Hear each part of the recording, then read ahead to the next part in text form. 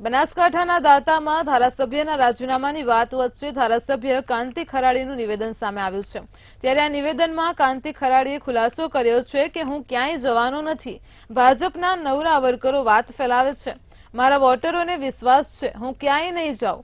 કોંગ્રેસે મને આટલું આપ્યું હોય તો મારે પણ વિચારવું પડે તેમ જણાવ્યું હતું। જ્યારે અર્જુન મોઢવાડિયાના કોંગ્રેસમાંથી રાજીનામું આપવાના મામલે કાંતિ ખરાડીએ નિવેદન આપ્યું હતું। અર્જુનભાઈએ રાજીનામું આપ્યું એ એમના અંગત કારણ હોય છે, કોઈ પ્રેશર હોય। અર્જુનભાઈ કોંગ્રેસમાંથી ગયા એ દુઃખ છે